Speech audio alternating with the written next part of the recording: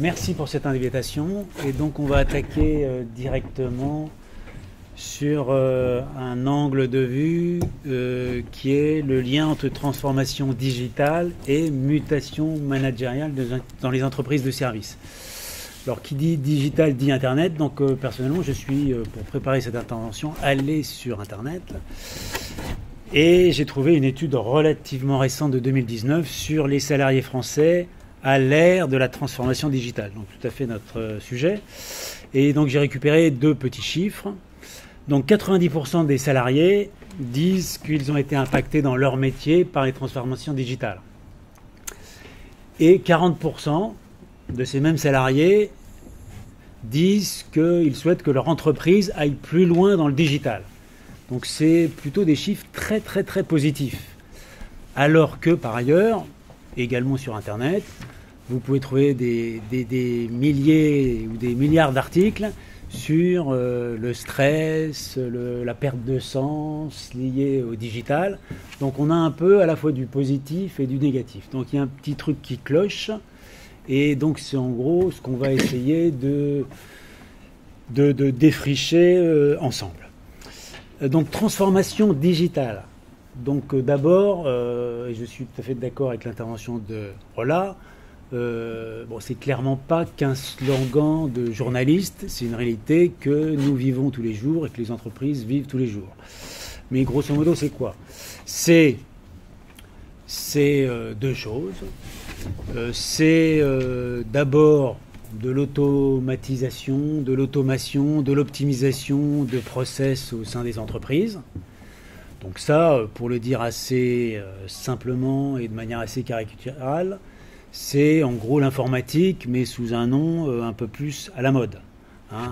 Et donc, on a vu depuis des décades les entreprises s'informatiser, se numériser, se digitaliser. Donc ça, c'est pas nécessairement de l'innovation, c'est surtout de l'optimisation. J'essaye de faire plus avec un peu moins d'argent et de manière un petit peu plus rapide. C'est en gros l'informatisation, pour le dire assez simplement. Et ça va se poursuivre parce qu'il y a un paquet de process qui sont toujours pas informatisés ou mal informatisés. Donc ça, c'est l'entreprise qui s'automatise et qui innove peut-être, mais pour elle-même, pas tellement pour ses clients. Il y a une deuxième réalité derrière la transformation digitale, et qui est évidemment plus intéressante pour le sujet d'aujourd'hui, c'est la transformation digitale. Innove peut-être, mais pour elle-même.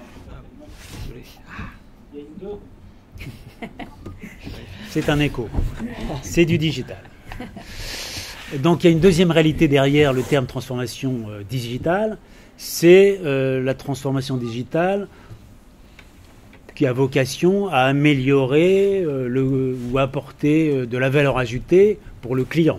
Et donc ça, c'est un petit peu plus intéressant. Donc c'est se poser des questions, ou les questions que toutes les organisations se posent, toutes les entreprises de services se posent, c'est qu'est-ce que je peux apporter de nouveau, de mieux pour mon client.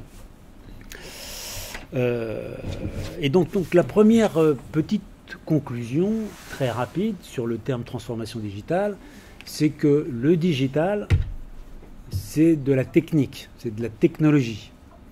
Ce n'est pas une stratégie. Donc le terme stratégie digitale, je trouve qu'il n'a pas tellement de sens. Le digital doit être au service d'une stratégie. Le digital en soi ne crée pas de la valeur. C'est le digital qui est au service d'une stratégie qui peut, s'il est bien fait, et s'il cible bien ses bons clients, etc., va créer de la valeur.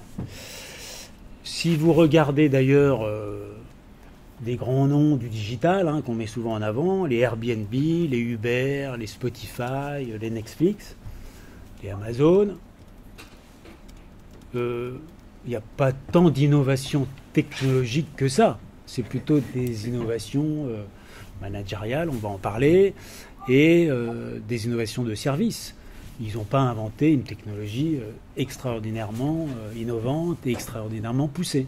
Ils ont assemblé des choses et ils ont créé de la valeur pour un client.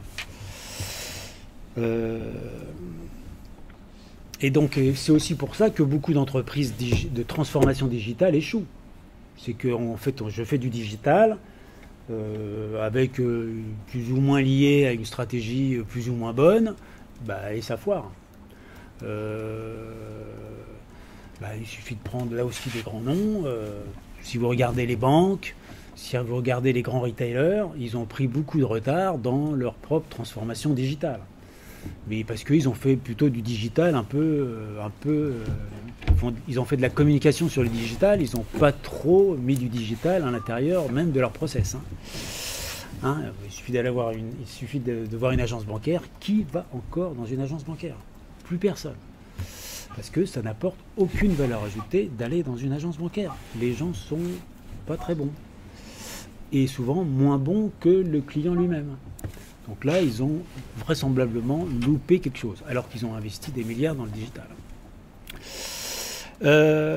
Et donc le digital permet, donc s'il n'est pas une stratégie en soi, si ce n'est entre guillemets qu'une technique, en revanche, il permet d'avoir une meilleure stratégie.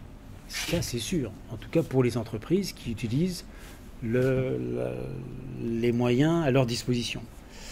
Donc je reprends l'exemple des banques, prenez les fameuses néobanques ou les banques en ligne.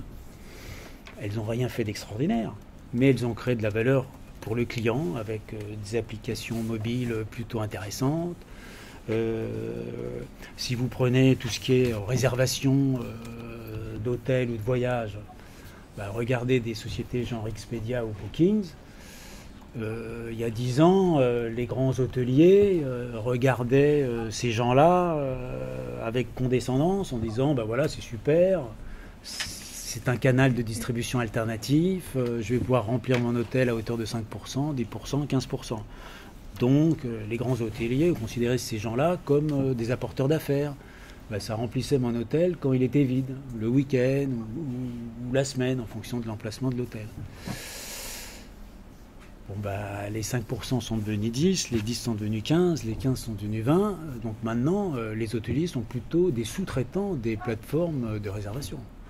Et qui a gagné la relation avec le client, c'est Booking, c'est pas Novotel. Ou c'est plus Booking et un peu moins Novotel. Donc voilà.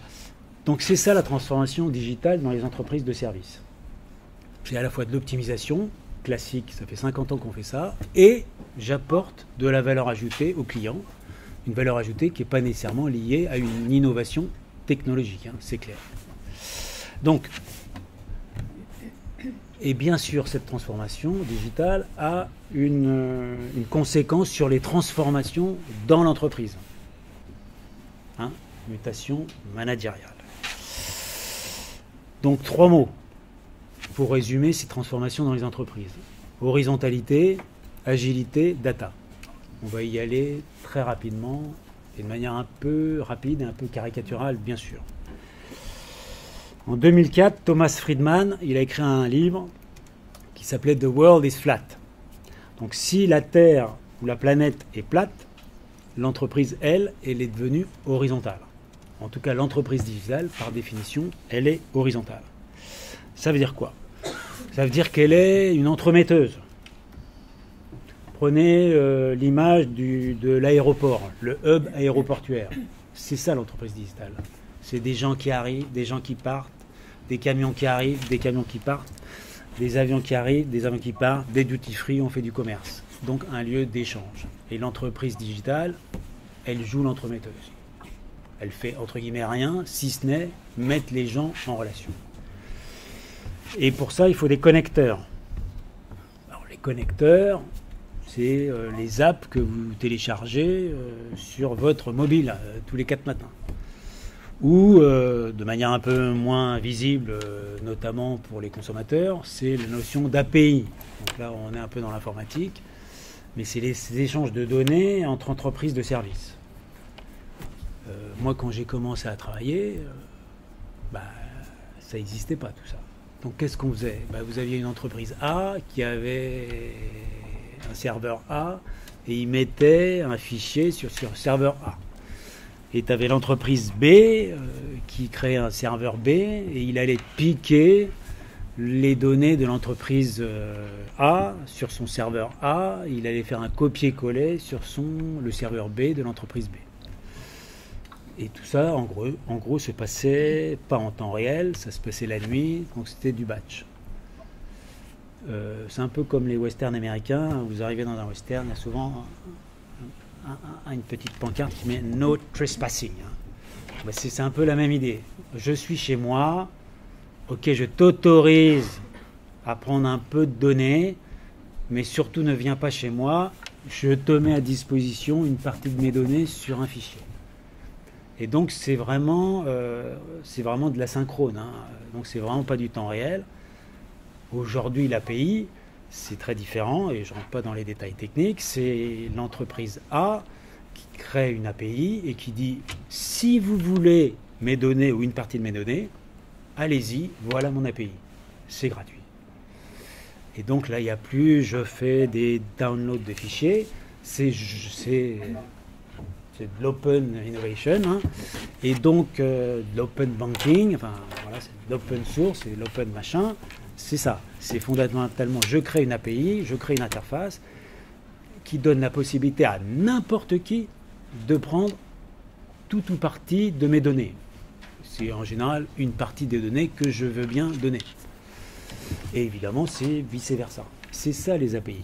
Donc ce sont des entreprises digitales, ce sont des entremetteuses, ce sont des entreprises qui connectent. Et donc ça, c'est Uber, c'est Doctolib, c'est Airbnb. C'est des API, hein. C'est des hubs. Vous avez aussi, on l'a vu en cours, des entreprises plus anciennes, hein, mais qui font ça depuis Mathusalem, Visa, Mastercard. Et vous avez, on l'a vu également en cours, les activités de titre restaurant. C'est des hubs, c'est des connecteurs. Et il y a une de ces entreprises qui s'appelle Edenred, dont on a fait un cas tout ensemble au premier semestre. Leur slogan, et sans faire de la pub, c'est « We connect, you win ». Ben c'est ça, je suis un connecteur et vous y gagnez à vous connecter à moi. Le « vous » étant l'employeur, l'employé, le commerçant, le boulanger. Je ne rentre pas dans les détails de la plateforme. Ben c'est ça, hein. Donc l'entreprise digitale qui réussit, c'est celle qui connecte et qui fait gagner ses parties prenantes. Et derrière, vous avez aussi l'aménagement des bureaux, là, l'histoire du coworking. Bon, ben c'est ça, c'est l'open space. C'est, entre guillemets, une autre façon de faire de la connectivité, de faire du hub et de faire de l'interrelationnel.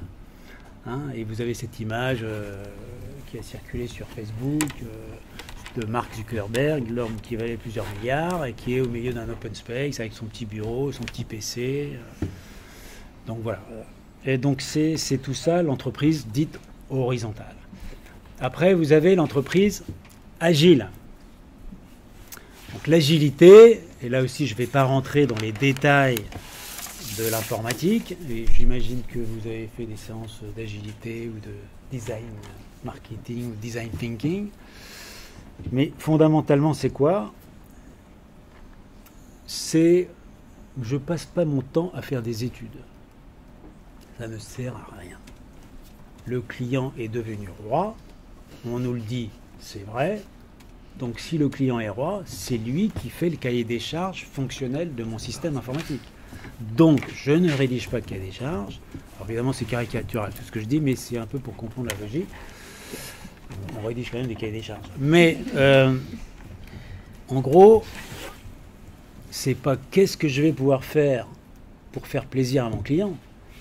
C'est moi, chef d'entreprise, je demande à mon informaticien, montre-moi ce que tu as déjà fait et on va le corriger ensemble avec le client. Ben, c'est ça l'agilité. Hein. Donc c'est pas j'ai une idée géniale, je vais proposer à mes clients. Ça, c'est sûr que ça marche pas. C'est j'ai une idée vaguement géniale, qui est peut-être géniale et peut-être moyenne, peu importe. Je fais, j'exécute, je propose, je vends et je m'auto-corrige. Enfin, où j'utilise le client qui va me corriger. Donc, l'agilité, c'est pas du tout la génialité, hein, c'est pas l'idée géniale, c'est j'ai une idée moyenne que j'exécute génialement. C'est ça Et donc les entreprises qui réussissent, c'est les entreprises, non pas qui ont des idées géniales, hein, c'est qui exécutent génialement une idée moyenne. Hein. Ça, il faut retenir ça. Et avec là-dessus la peur de se tromper, le droit à l'erreur que vous voyez dans toute la vulgate managériale et qui est de plus en plus vrai. Hein. Troisième idée, les data. Troisième idée, la data. Alors, en 1987, moi j'ai eu mon premier emploi et ma première mission parce que j'étais consultant. Et j'ai travaillé pour Carrefour à la mise en place de ce qu'on n'appelait pas encore un data warehouse. Donc le data, c'est vieux comme le monde. Sauf que c'était très cher. Le stockage était très cher, l'exploitation était très chère et les outils techniques étaient... on faisait ce qu'on avait. Maintenant, le stockage, ça coûte rien, la data, ça coûte rien. Avec le digital, tout le monde produit de la data, il y a de la data partout. Et donc, voilà, donc l'entreprise digitale, ou toute entreprise maintenant est digitale, du fait même qu'elle a beaucoup de data, en général d'ailleurs trop de data, hein, à gérer, à interpréter, à analyser. Mais c'est génial. Et ça ne concerne pas que l'entreprise digitale. Regardez nos amis les Gilets jaunes. Et maintenant, il y a énormément de programmes de recherche sur les Gilets jaunes pour analyser les Gilets jaunes, hein, que personne n'a vu venir. Donc les chercheurs sont un petit peu mal. Hein. Et donc, mais maintenant, ils analysent, j'ai vu ça, c'est hyper intéressant, ils analysent les réseaux sociaux, les échanges, comment se sont créés les ronds-points, parce qu'il y a énormément de données au niveau des Gilets jaunes. Et donc on va avoir des recherches, ça a commencé à sortir, mais ça va pendant 2-3 ans, on va avoir des études géniales sur en fait comment ça s'est fonctionné, qui a été leader, qui a créé l'idée, qui a créé le rond-point, qui est venu s'agréger, etc. C'est du data management au service des sciences sociales. Vous avez, c'est hyper connu, l'aide au dépistage du cancer, où on a démontré très rapidement que l'intelligence artificielle, donc la gestion des données, était plus efficace que le meilleur cancérologue au monde. Vous avez aussi, toujours dans l'histoire de données en sciences sociales, le grand débat de Macron, des millions de contributions. Là, pareil, open data, maintenant c'est ouvert, il y a plein de chercheurs en sciences sociales qui vont analyser tout ça. Et beaucoup mieux que le gouvernement qui a fait ça, j'imagine, de manière assez rapide. Hein. Donc deuxième petite conclusion sur l'entreprise donc digitale, donc qui est donc horizontale, agile et qui utilise la data.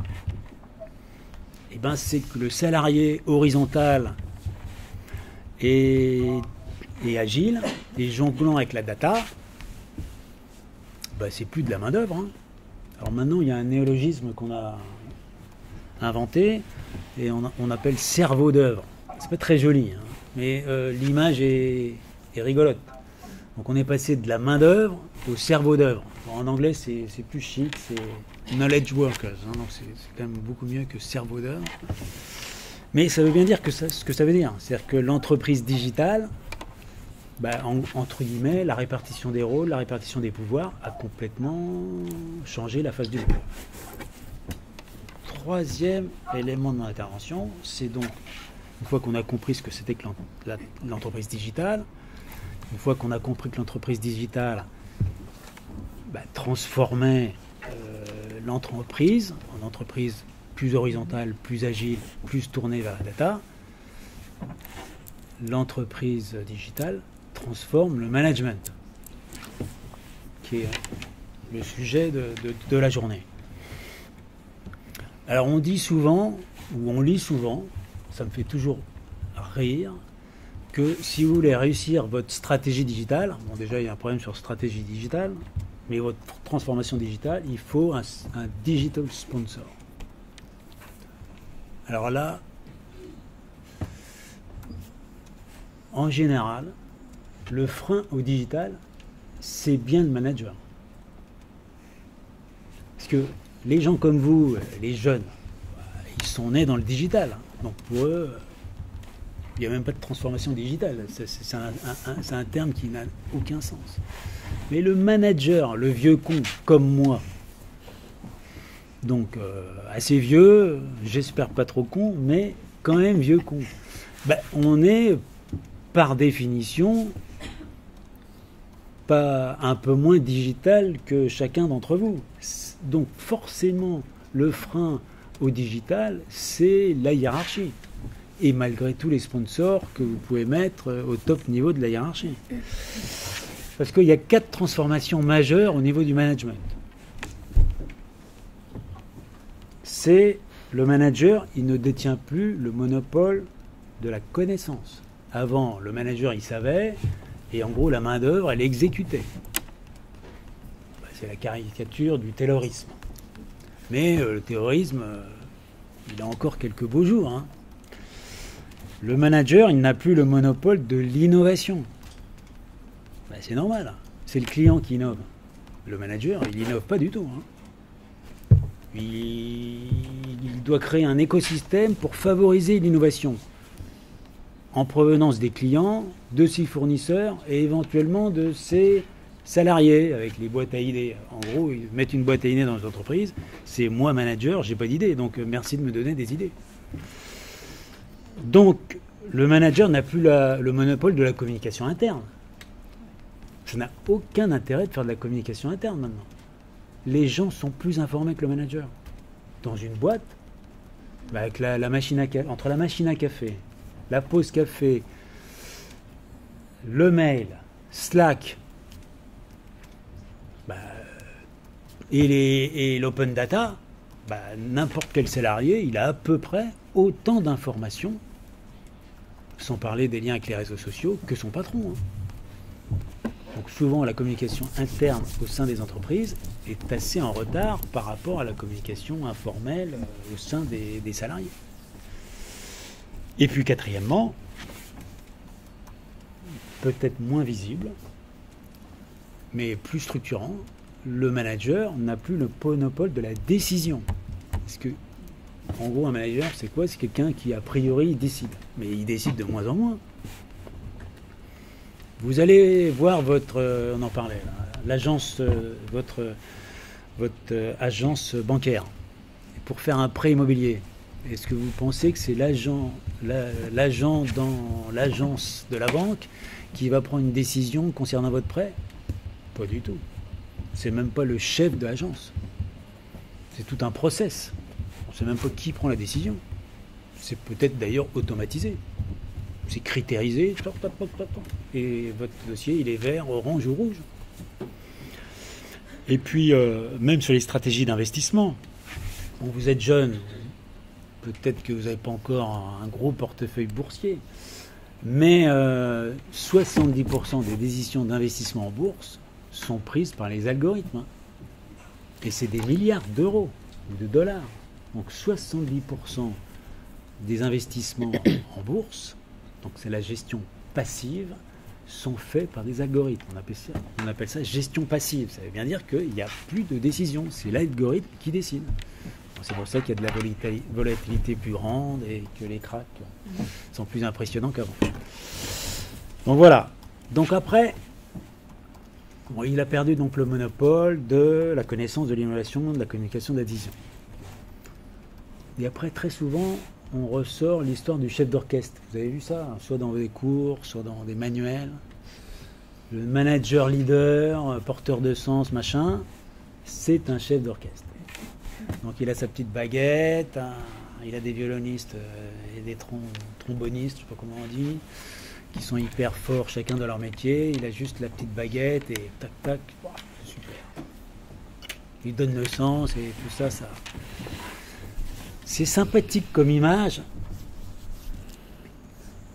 C'est en partie vrai, mais en partie faux. Parce que le chef d'orchestre,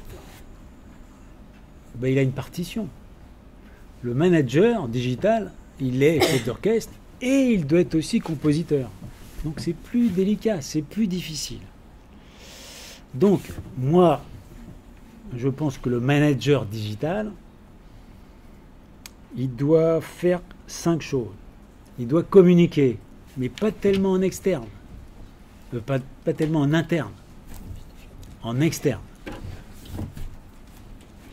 Avant que quelqu'un dans un open space fasse un communiqué de presse pour le compte de son entreprise, il va se passer quand même quelques années, je pense. Donc il a quand même le monopole, ou une partie du monopole de la communication externe. C'est un réparateur, c'est un plombier. Un manager, ça répare les dégâts. C'est pas très glorieux, mais fondamentalement, quand votre évier est bouché, vous faites appel à un plombier. Ben, c'est pareil, quand il y a un problème dans un open space, on appelle le manager pour essayer de régler le problème. Il y arrive ou il y arrive plus ou moins, mais en gros, c'est un de ses rôles.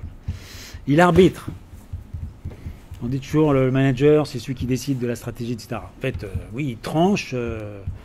Il a des troupes qui lui proposent plusieurs scénarios. Scénario 1, le 2, le 3. Bah, il tranche et il choisit le scénario 2. Donc il arbitre, il tranche. Il contrôle l'exécution du plan, surtout le cadencement, le rythme. Donc c'est là où on retrouve l'image du chef d'orchestre.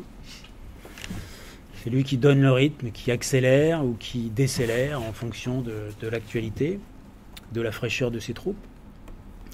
Et puis il impulse. C'est un impulseur. Je prends des termes qu'on ne retrouve pas tellement dans les livres de management exprès. Il impulse au sens où il essaye de voir un peu plus loin que le court terme. Et donc, en gros, qu'est-ce qui pourrait se passer dans 1 ou 2 ans ? J'en sais trop rien, mais il pourrait se passer ça. Et donc, je vais lancer tel et tel projet, telle ou telle idée. On ne sait pas, ça pourrait servir. Donc il impulse. Il essaye de voir un peu plus loin que ses équipes qui sont, entre guillemets, dans la réaction de l'équipe agile et en train de modifier leur programme informatique pour répondre aux besoins des clients qui évoluent. Donc en gros, et c'est un peu ma conclusion parce que je crois que j'ai dépassé mon quota, ce manager digital, est-ce qu'il est si nouveau que ça ? Pas tellement. Finalement, c'est un coefficient multiplicateur. En gros, vous prenez une équipe, maintenant les gens, notamment qui sortent de l'université Gustave Eiffel, sont formés, brillants, motivés. Donc le manager n'a pas de problème pour, entre guillemets, recruter des gens compétents.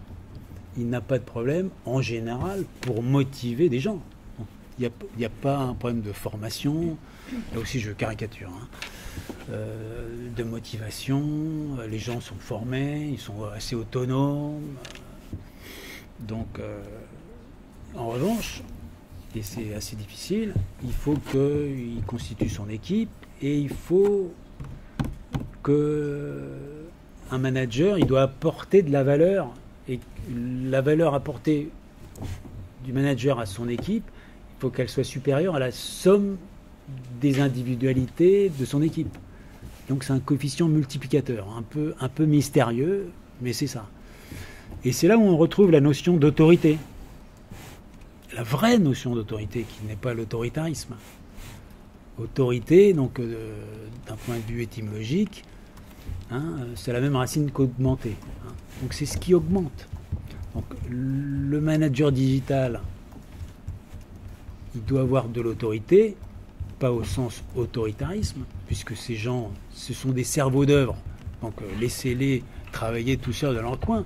Ils sont très efficaces. Ils n'ont pas besoin de vous. En revanche, il faut faire en sorte, et c'est là la difficulté, que toutes ces équipes-là, in fine, produisent encore plus de valeur que la somme de chacune des individualités. Et donc ça, c'est un petit peu l'enjeu du management dans les entreprises digitales et on pourrait généraliser ça d'ailleurs à l'ensemble des entreprises indépendamment du digital ou pas. Donc en gros, résumons-nous, le digital, c'est de la technique, c'est pas une stratégie. Le digital transforme en profondeur l'entreprise, transforme au sens de ça donne une nouvelle forme à l'entreprise, transforme. Et ça transforme bien sûr le management, ou la relation entre le manager et le managé. Et donc pour conclure, donc c'est le changement. L'entreprise change, la technologie change, vous changez, vous faites changer l'entreprise. Vous êtes acteur du changement. Et donc il y a une citation de Gandhi que j'aime bien, moi, qui est très courte, qui tient en 3 mots. Be the change. Ça veut dire quoi? Ça veut dire que soyez l'acteur du changement, mais donc soyez moteur, j'ai pas de souci, je suis sûr que vous l'êtes. Mais soyez aussi l'acteur de votre propre changement. C'est ça la signification de be the change. Soyez le changement, soyez l'acteur du changement, soyez l'acteur de votre propre changement. Hein, pour le dire autrement, et pour peut-être ouvrir sur des aspects un peu géopolitiques, il y a la mondialisation, on dit toujours la mondialisation, la mondialisation. J'écoutais en arrivant en voiture un économiste qui disait oui mais les gilets jaunes, ça, ils subissent la mondialisation. Non, la mondialisation c'est vous. Quand vous commandez votre repas sur Deliveroo ou votre VTC sur Uber ou vous allez sur Netflix le samedi soir, c'est ça la mondialisation, c'est vous. Donc vous êtes acteur de la mondialisation, acteur du changement et soyez aussi acteur de votre propre changement. Bon courage. Merci beaucoup, merci. Merci Vincent. Alors je propose qu'on prenne quelques questions sur cette présentation et puis qu'après qu'on passe à la présentation suivante. Mais voilà, donc si vous avez des questions, n'hésitez pas, c'est le moment. Enfin, l'un des moments. C'est l'un des moments. C'est un peu étonnant de dire aux étudiants ou aux jeunes qu'il n'y a plus de communication interne et qu'il n'y a que la communication externe qui compte, alors que pendant des années, on a suivi, mais ça se comprend bien sûr. Elle se fait, voilà. Non, c'est pas qu'il n'y en a pas. Oui, c'est pas qu'il n'y en a pas. C'est que la communication interne n'est plus du tout le monopole du management. Avant, quand je dis avant, c'est il y a 10 ans, vous aviez la newsletter interne, l'affichage, le petit mail qui disait voilà ce qu'on a fait dans la semaine, voilà ce qu'on a fait dans le mois. Ça, je dis pas que ça n'existe plus. Mais si ça existe, c'est de moins en moins lu, parce que par définition, ça arrive trop tard par rapport à l'information qui circule. Et qui circule soit de manière informelle, comme ça a toujours circulé de manière informelle avec la machine à café, hein, les fameux pauses café de la télévision, qui est très, très juste, mais avec les Slack, les mails, etc. Mais j'en sais rien. Le manager a une idée, il fait un petit groupe de travail le lundi à 9h, mais l'entreprise à 11h, tout le monde est au courant. Il n'y a plus aucune confidentialité. Ça n'existe plus. Hein, Benjamin Griveaux, il le sait parfaitement. Griveaux. Il en paye le prix. Moi j'avais peut-être une question pour toi Vincent.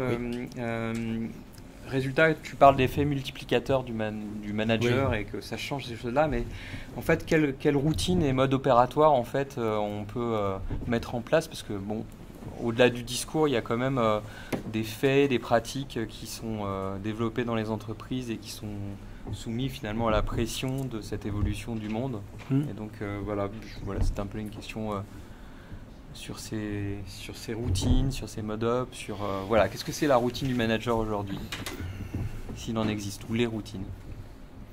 Je n'en sais rien. Moi, mon expérience personnelle, c'est que si vous avez bien recruté, donc des gens bien formés, naturellement motivés, moins vous faites de management, mieux vous vous portez. Ce qui ne veut pas dire qu'il ne faut pas en faire, mais déjà, il faut en faire moins qu'avant. Parce que Dès je le vois, y compris dans ma boîte, dès qu'on commence à être un peu directif, dès qu'on commence à avoir une idée, et par définition, quand on a une idée, on la trouve géniale, l'idée, hein, et il y a de la résistance. Parce que les gens ont complètement, les gens et surtout les jeunes, hein, moi je suis plutôt dans l'informatique, donc il y a pas mal de jeunes, ils ont complètement intégré, enfin, c'est même plus d'ailleurs une option, ils ont intégré qu'ils sont autonomes dans leur boulot. Hein. Ils ont intégré complètement qu'ils sont des cerveaux d'œuvre. Qui dit cerveau d'œuvre dit cerveau. Donc j'ai une mission, j'ai pas besoin du chef pour m'aider dans ma mission. Donc déjà, le manager, il doit se poser la question quand est-ce qu'il doit intervenir. Et moi, je pense que moins il intervient, mieux c'est. Donc c'est déjà, pour certains managers, moins intervenir, c'est déjà un gros challenge. Hein, surtout dans les entreprises dites françaises, un chouïa hiérarchique, un chouïa administratif, même les entreprises privées. Et donc c'est déjà un effort, et je pense plus on est à un niveau hiérarchique, plus entre guillemets on se croit génial et on a envie d'intervenir. Et il faut justement un peu step back. Hein. Ok, merci beaucoup Vincent.